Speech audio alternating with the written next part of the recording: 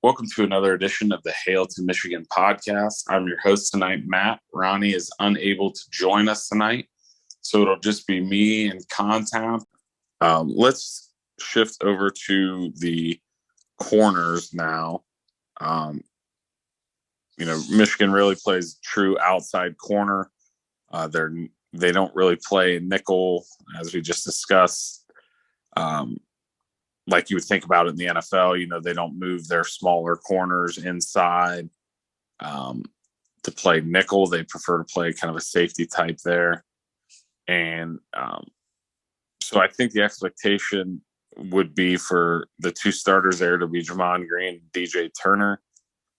Obviously, Will Johnson has quite a bit of hype and has for a few years now. What do you expect to see from the cornerback position? I think we saw at the end of last year the emergence of DJ Turner. This year we mentioned with Mazzy, and I don't know if we also touched on Julius Welshoff and Kenneth Grant making Bruce Feldman's freak list, but the lone non-defensive lineman for Michigan to make the freak list was DJ Turner. So based on play last year, his PFF grading, what you could just see on film, and the kind of testing numbers you're hearing about, the expectations for DJ Turner this year are huge, and certainly a good candidate for a first-team all-conference type year.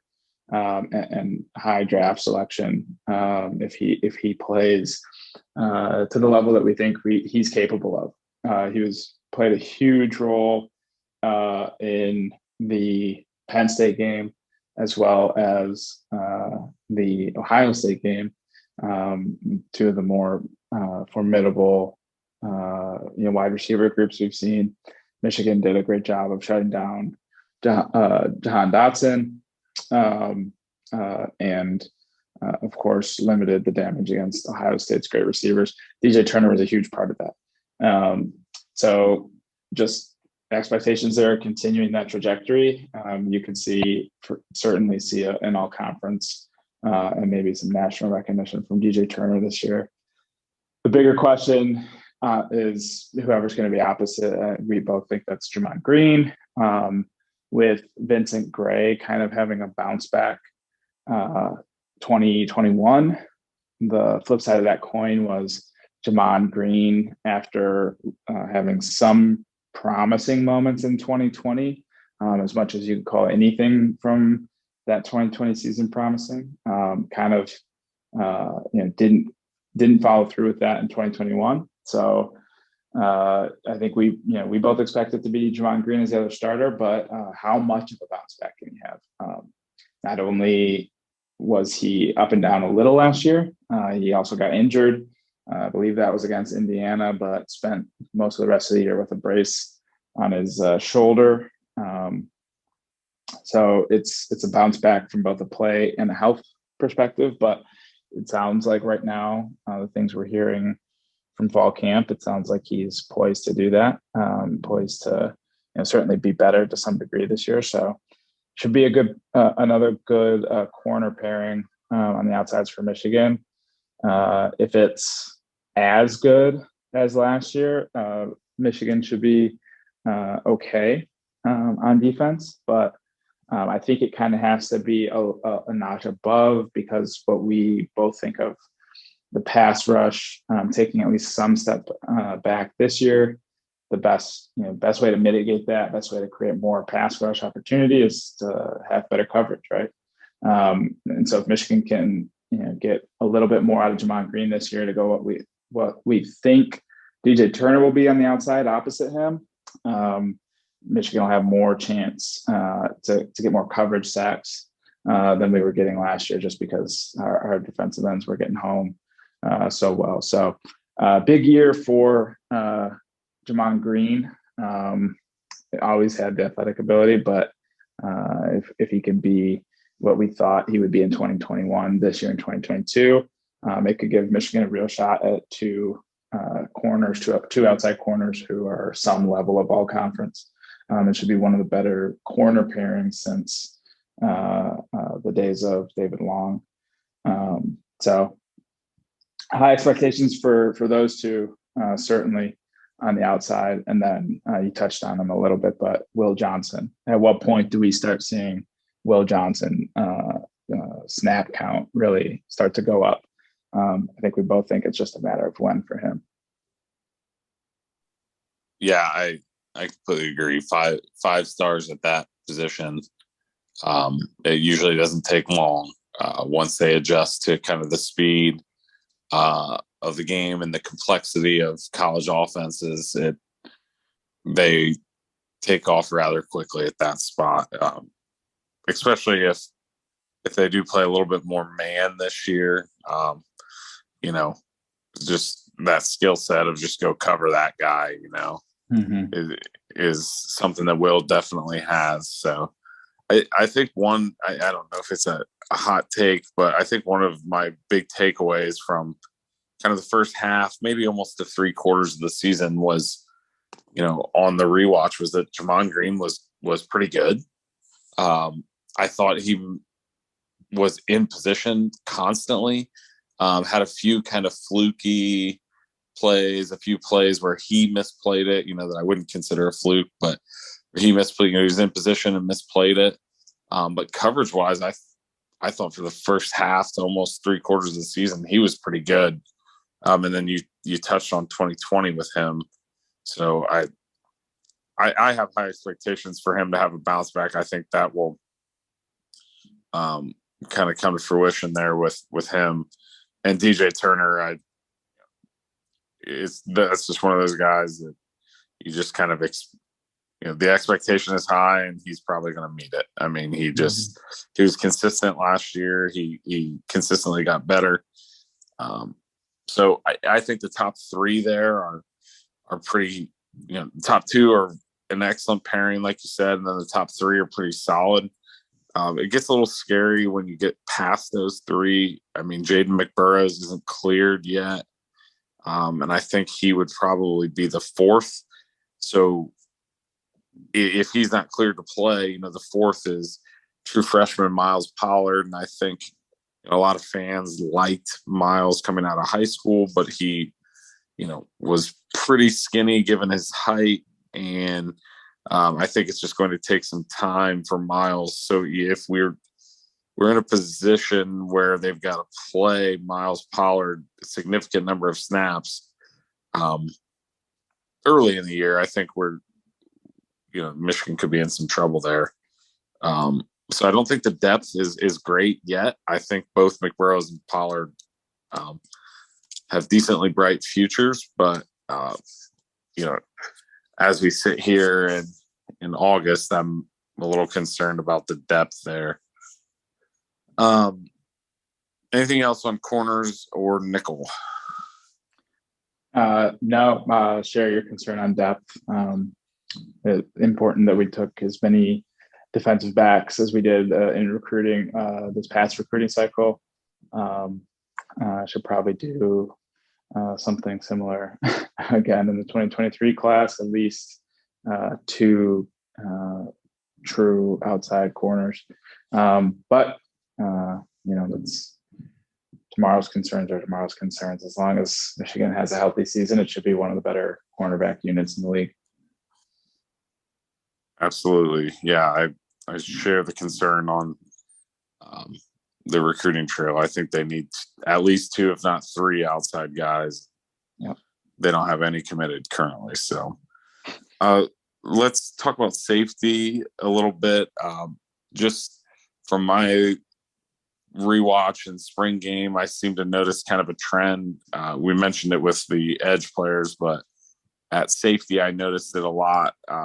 Kind of the split seemed to be more of field safety and a safety into the boundary, with kind of the difference from a skill set standpoint that the field safety seemed to be more of a man cover guy and the boundary safety seemed to be more of what you would consider kind of the thumper or the bigger safety of the two, more of the run support type player. Last year we saw Brad Hawkins at field and Moten at boundary safety. And then when Rod Moore came into the game later in the year, he played some field and Hawkins shifted over to boundary. I think there is some versatility and overlap there between the two positions. Who are you expecting to start at the two safety spots, and what is how quickly do we get into that freshman safety group on the depth chart there, because it seems to be a position that at both spots is super talented, but the depth is pretty young. Yeah, so I think you return RJ Moten as one of the expected leaders on this defense. He was a guy who quietly lost playing time. I don't know if you would officially say that he lost his starting job throughout last season to Rod Moore. I don't know if that was solely opponent based or if they just felt better as the year went on, with Hawkins reprising that boundary role and Rod Moore at the field safety spot, or if that was just the more pass heavy offenses feeling better about the coverage ability of Moore and Hawkins versus Moten and Hawkins. But down the stretch, Moten saw fewer snaps. So it's kind of coming back from that. But I think we both expect a good year from Moten. I think he had really good moments last year, and he had some not great moments in tackling. I want to say he had a couple dropped interceptions. One against Ohio State that obviously doesn't end up hurting Michigan. He did make a play on a ball against Michigan State early in the game. But I think just becoming a more well-rounded player, and he's a young guy. So it's not that he needed to be perfect last year. So I think we feel good about him there. Don't want to speak for yourself, but I feel good about RJ Moten. And then the bigger question is at the field side. I think as of right now, it sounds like that's going to be Makari Page. Page actually played a good amount as a true freshman in 2020 and looked very much like a true freshman starting for a Big Ten team at safety. Made some mistakes, didn't always have great run fits, but with Page, you've always heard about the talent that's there. He showed coverage ability, really good coverage ability for a 6'3" safety in high school. Super athletic, super long, fluid guy. So it's just about translating that. He's had good fall camps before. Can he translate that into the season? Right, transition from the cliche is from a state street player to a main street player. So those should be the starters. I think the ceiling is very, very good. There's even Moten's ceiling is an early draft entry guy, and Page certainly has a high ceiling himself. The depth is questionable. Page we assume is the starter, but when you only even know one starter, it also probably says something about your depth. And I think you touched on the true freshman. Could a Zeke Berry, one of the more touted players in this 2022 recruiting class, a class that it seems the more you hear about their performance in fall camp, the better you feel about the class. But Zeke Berry is right up there with the Mason Grahams, the Derek Moores, the Will Johnsons of that class. Could he get into the two deep early, despite not being an early enrollee at that field safety spot? He's a guy you could play at multiple defensive back positions, potentially nickel. Sure, he could learn both safety spots, but he should certainly push for the second field safety. And depending on how quickly he reaches his ceiling, you could see him start to be a rotational guy, a little bit like Rod Moore was last year. And then you've got a lot of defensive backs that are in the mix, that are more Don Brown guys that we just don't know about too much about yet. So Brad Hawkins is a big loss. It's going to be an underrated loss just because he wasn't always the flashiest player, but should be okay. You feel okay about the position with Moton coming back, and the ceiling will kind of be dictated about by what Makari Page can do. Yeah, I think we mentioned a little bit talking about nickel, but I think Rod Moore provides a little bit of flexibility, provided there was only one injury at a safety spot. If one of them went down, one of the safeties went down, I think they would move Rod Moore back. Yep. They'd bring in Sainer still at nickel, and that would be the first move. But I agree. I think Zeke Berry likely will be the field safety. That's where he's probably playing at. I think you're right. I think he could handle nickel. Truly, I think he would be an elite level field safety. So it seems like anytime Michigan gets an elite safety, they kind of mess with them or move them around. Jabril went into that Viper kind of role, and Dax Hill, obviously with the nickel stuff. So I'd love to see him stay at field safety and be elite at that. But we'll see what happens there. I've got, I think you mentioned him with the right group of freshmen. I've got extremely high expectations for him. I think Keon Sabb will kind of factor in at boundary. I think that's kind of where he fits. A lot of people are projecting him to be the Isaiah Simmons type role for, that's what Clemson was selling to him, on the recruiting trail, that versatile piece that could play some linebacker, some safety. And I do think he would have that ability. But I think with the way not only Michigan, but the Ravens played their safeties, I think they want a big bruising, player in that boundary safety role. Moton obviously fills that role currently. Moton is a thick guy for a safety. He's a big player. He's probably 220, I believe, is his listed weight. Yep. I don't think Sabb is, immediately moving to linebacker like a lot of people kind of thought throughout recruiting. I do think it'll take a little bit of time for him at safety, just because he was more of a wide receiver until late in his high school career. And but I think he has a role there at the boundary safety spot. It sounds like Damani Dent had an injury, at least based off his own Twitter account. Mm-hmm. So, I expect a red shirt from him. One other guy that I think, we really should mention would be Quentin Johnson. He seemed to be the number 2 field safety during the spring. Whether or not Zeke Berry's arrival changes that, we'll see. But, redshirt junior, pretty high level, back end of 4-star territory recruit. Actually looked pretty good in the spring game, been a special teams contributor.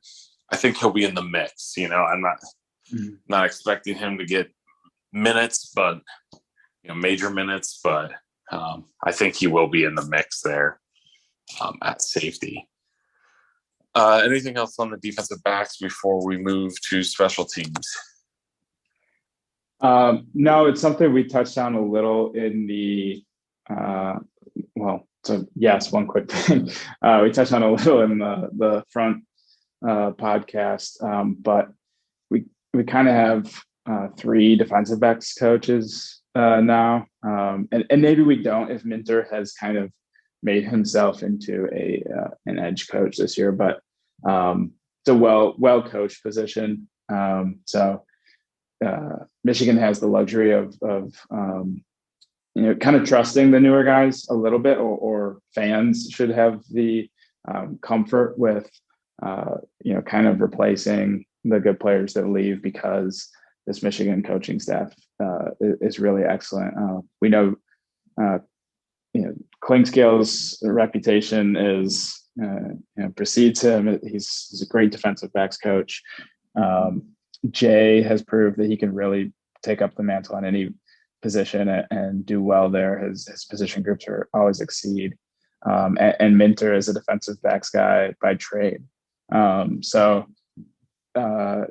Really kind of a wealth of coaching at this position should help the transition from some of the upperclassmen stars we lost last year in Dax Hill and Brad Hawkins, et cetera. Let's move to special teams. Briefly, the kickers. Brad Robbins is a punter. Jake Moody is the kicker. Tommy Doman came in as a punter, but it sounds like he can do both. Maybe he does kickoffs this year. The kicking unit will be elite. Anything else need to be said there? No, I was going to say maybe you see Doman do kickoffs, or just have a kickoff specialist, but nope, it's always good unit under Jay. Generally top 5 nationally. Michigan very well could have All-American at kicker and punter. So only question is returns, but on the kicking side, Michigan should be one of the best in the country. Absolutely.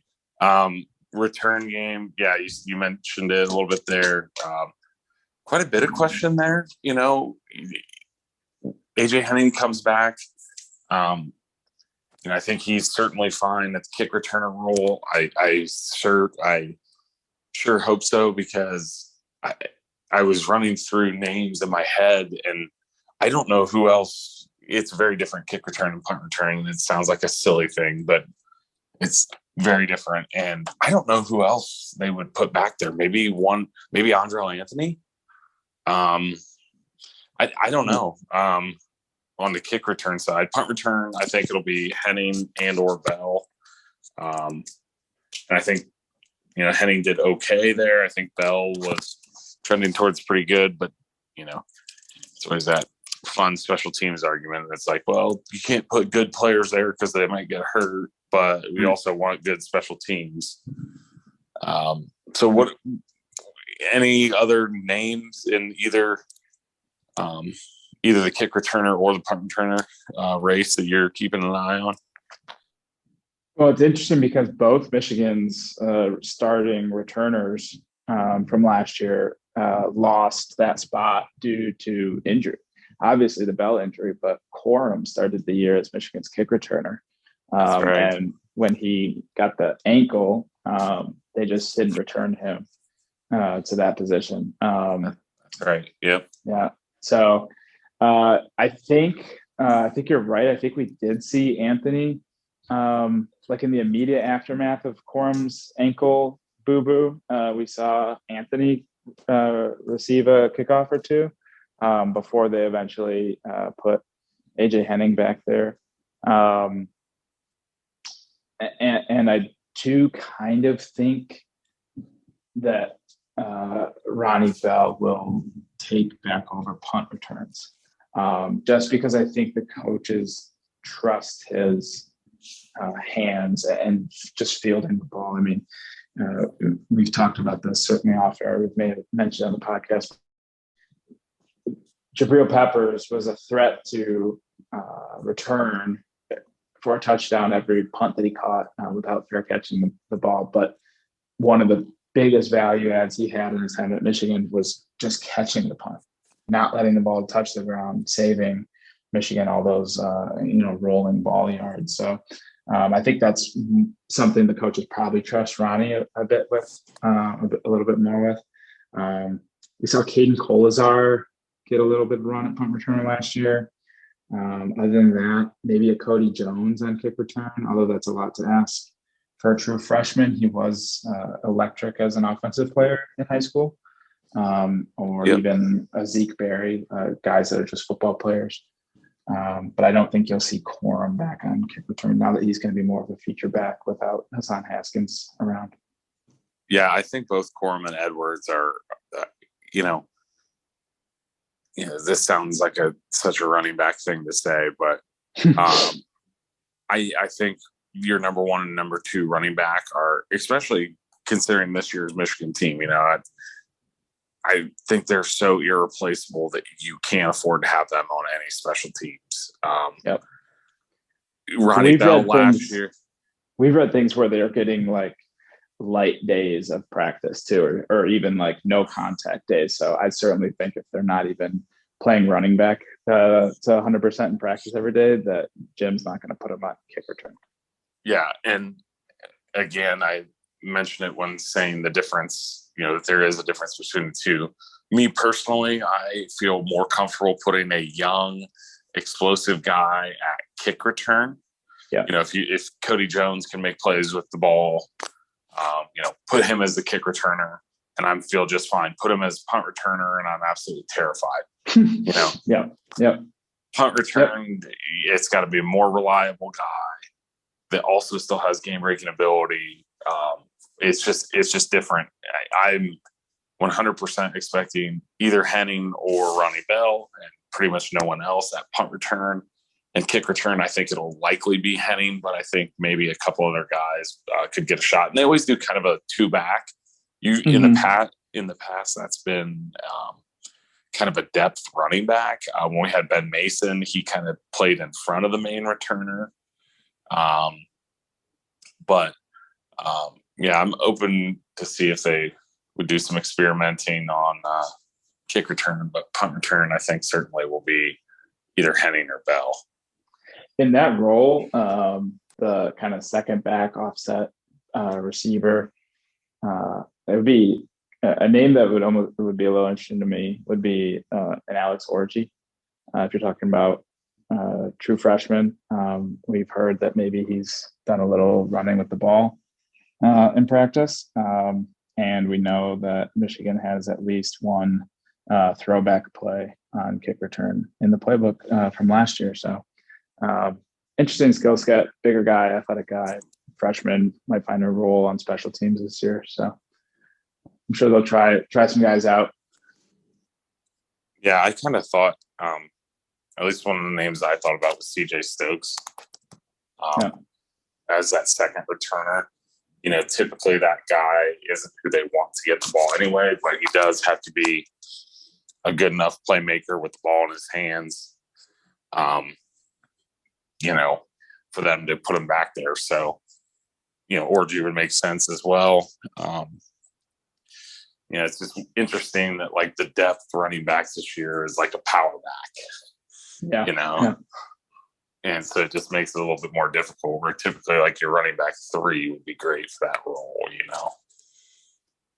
but, any other final thoughts on special teams? Nope. Should be good as per usual. Yeah, I guess my final thought would be it's not only the kickers and the returners, but we seem to have, I always call them the goon squad, but we seem to have a good core group of special teams guys, Jamon Greene. Yeah, starting with Caden Kolsar, Jamon Greene, Velasquez, Michael Barrett. Always good for one direct snap to the up back sneak on a punt return, play to convert a fourth down. We'll get one of those this year to Barrett. Yep. Stainer still is a big special teams contributor. I expect pretty much all units on special teams to be pretty good this year. Couple closing thoughts on the defense as a whole. I think the first thing that I guess I want to start off with would be just kind of transition from McDonald to Minter. I think a lot's been made of that this offseason. And I know I've said it before, but if Minter had come with McDonald, like was kind of the plan when they hired McDonald, and he was the defensive backs coach last year, and we just promoted him to defensive coordinator, there would be no concerns at all.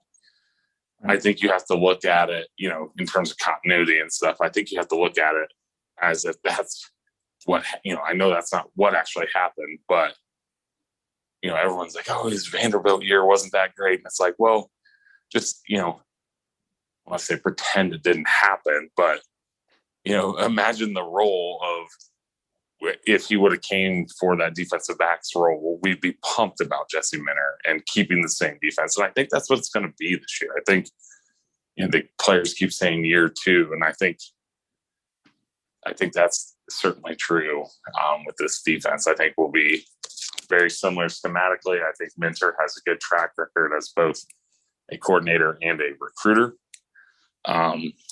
So I think the defense is in good hands. And I think the shift of philosophy from a 4-man, a 4-2-5 kind of style to a 3-4 and then nickel kind of hybrid, I think that fits Michigan and the type of players they can get. And I think that will benefit them long term. I think it's a little bit of a niche in the North. Obviously, you have a couple SEC powers that run similar schemes, but I think it'll be a little bit of a niche for them. And the defense has been good nearly every year under Jim Harbaugh. So I don't expect this year to be much different. What are your thoughts on the defense? Kind of an overview, with the changing coordinator and just kind of an overall picture of the defense this year.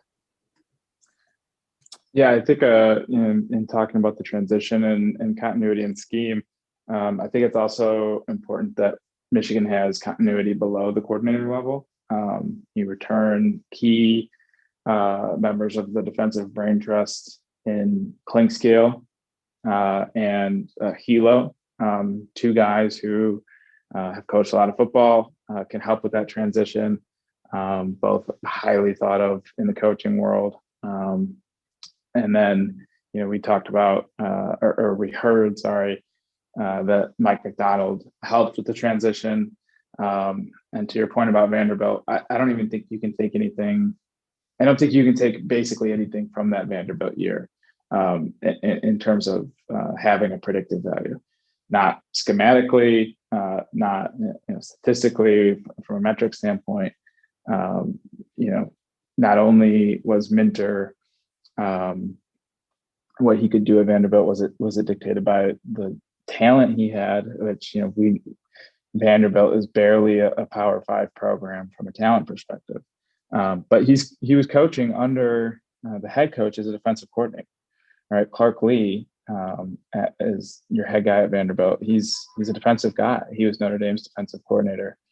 So we don't really know from an outside perspective what was dictated, what Minter wanted to do, or what was dictated by the head coach Clark Lee. So, like you said, my thoughts on the transition are that it'll be smooth, and that's pretty much what we're hearing from the players.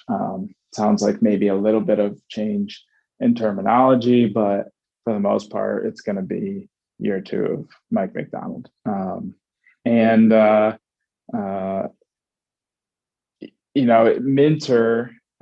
something that McDonald didn't have, is familiar with the college game.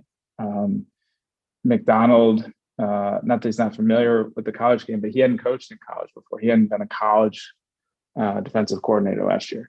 We saw that come up in a few ways in the Michigan State game. Michigan State really used tempo effectively to get Michigan. And, that's something that does not get used very much in the NFL. Minter has been a successful college defensive coordinator, very much more familiar with both, you mentioned the recruiting side, but also kind of the tricks of the trade in the college world, college bullshit, if you will, that, a lot of college offenses will throw out there. So there might even be a few things that Minter does better than McDonald.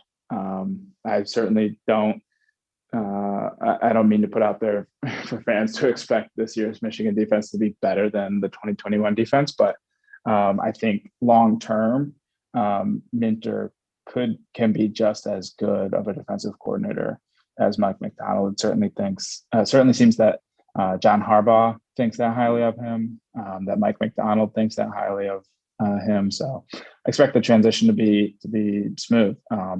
For me, the questions this year are all about the athletes on the edge and health.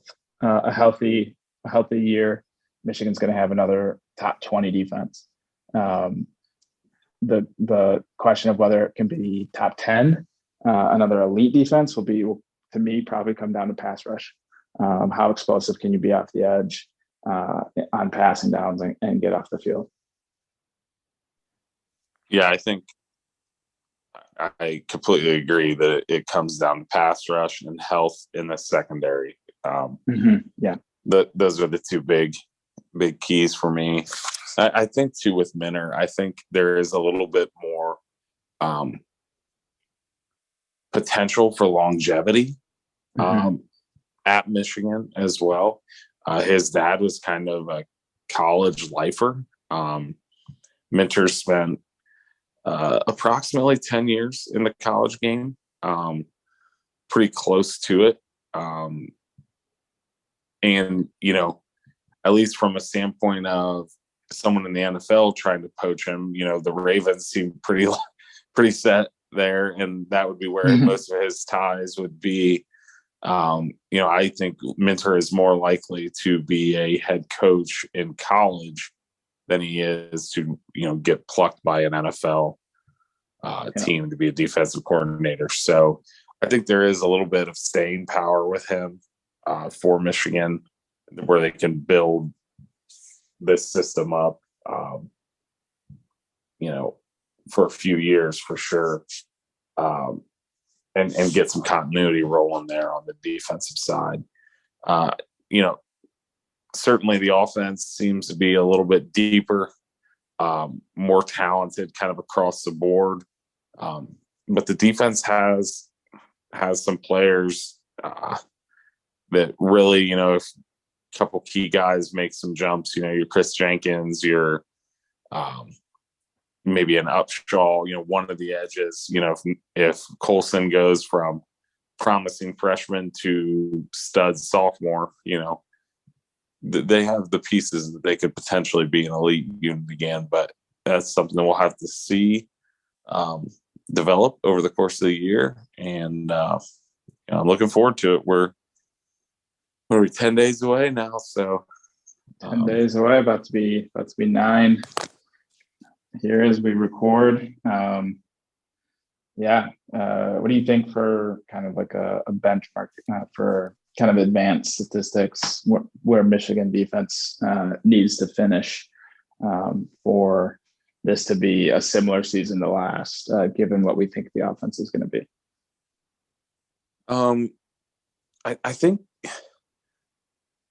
I think you kind of set the number at 20 there. I think to be a similar season to last, it has to be a top 15 unit. I think the offense will be a top 5 unit. So, to go into Columbus undefeated, or, to be knocking on the door of the playoff, I think it'll have to be a top 15 unit. I think 10-2, maybe even 11-1, and New Year's Six Bowl could be had with a top 20 defense. But I just think some of the keys you mentioned, I think those things, the pass rush has to go from okay, or maybe even, slightly above average to great for them to have a similar season. I don't think it's going to be elite like it was last year, but even a good to great pass rush would really alleviate a lot of my concern, and it would really, I think, put them in position to kind of have a repeat type season. Absolutely. I agree. It kind of feels a little like if Michigan makes the playoff, the profile looked more like the 2020 playoff teams. Alabama and Ohio State were really offensively focused that year. and defense. The defenses were back half of the top 10. Oklahoma that year was the top 3 offense and defense right around 15th. So not that stylistically those teams are comparisons for Michigan, but that kind of profile of top 15, but not top 5 defense, but with the top 5 offense, very recently has been the profile of a playoff team. So I agree. Yep. There's a lot of promise there. So hopefully we see some of it start to kind of, the picture starting to come into light here a little bit here in a couple weeks, and kind of see, okay, who fits where. There's a lot of names, so that will be narrowed down pretty significantly by conference play. So a lot of potential, just some question marks still. And there's always going to be in the preseason. So looking forward to seeing it. That's it for the defensive preview for Contown. This is Matt. Thanks for joining us again. And we'll be back next week for week 1 preview.